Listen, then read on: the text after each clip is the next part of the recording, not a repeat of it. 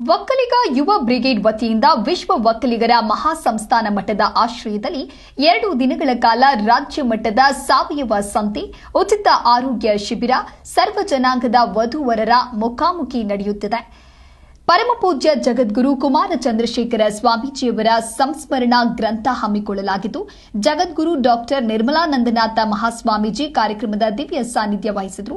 ಇದೇ ವೇಳೆ ಮಾತನಾಡಿದ ಡಾಕ್ಟರ್ ನಿರ್ಮಲಾನಂದನಾಥ ಮಹಾಸ್ವಾಮೀಜಿ, ಶ್ರೀ ಕುಮಾರ ಚಂದ್ರಶೇಖರನಾಥ ಮಹಾಸ್ವಾಮೀಜಿಯವರ ಸಾಧನೆಯ ಬಗ್ಗೆ ಮತ್ತು ಒಕ್ಕಲಿಗ ಯುವ ಬ್ರಿಗೇಡ್ನ ಸಮಾಜಮುಖಿ ಕಾರ್ಯಕ್ರಮಗಳ ಬಗ್ಗೆ ಮೆಚ್ಚುಗೆಯನ್ನು ವ್ಯಕ್ತಪಡಿಸಿದರು.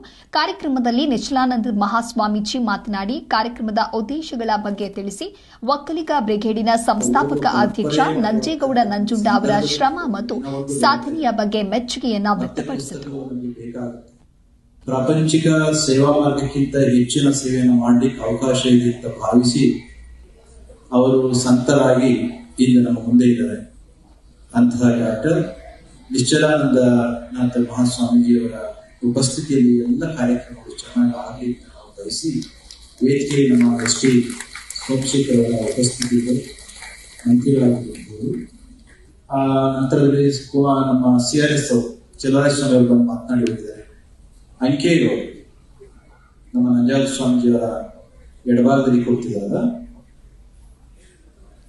ಅಂಕೆಗಳು ಇಂದು ಡಿಜಿಟಲ್ ವರ್ಲ್ಡ್ ನಲ್ಲಿ ಜಗತ್ತಿನಲ್ಲಿ ಪುಸ್ತಕಗಳು ಮತ್ತು ಪುಸ್ತಕವನ್ನು ಓದುವ ಪರಂಪರೆಯೇ ಮಾಯವಾಗ್ತಾ ಇರ್ತಕ್ಕಂಥ ಸಂದರ್ಭದಲ್ಲಿ ಕೂಡ ದಿನವೊಂದು ಬರುತ್ತೆ, ಮತ್ತೆ ಪುಸ್ತಕಗಳು ನಮಗೆ ಬೇಕಾಗುತ್ತೆ.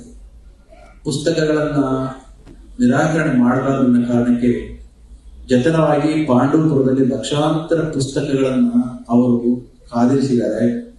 ಬಹುಶಃ ದಶಕಗಳ ಕಾಲದ ಅವರ ಸರಸ್ವತಿ ಸೇವೆಗಾಗಿ ಈ ವರ್ಷ ಭಾರತ ಸರ್ಕಾರ ಅವರ ಸೇವೆಯನ್ನು ಗುರುತಿಸಿ ಪದ್ಮಶ್ರೀ ಪ್ರಶಸ್ತಿಯನ್ನು ಕೂಡ ಕೊಟ್ಟಿರ್ತಕ್ಕಂಥ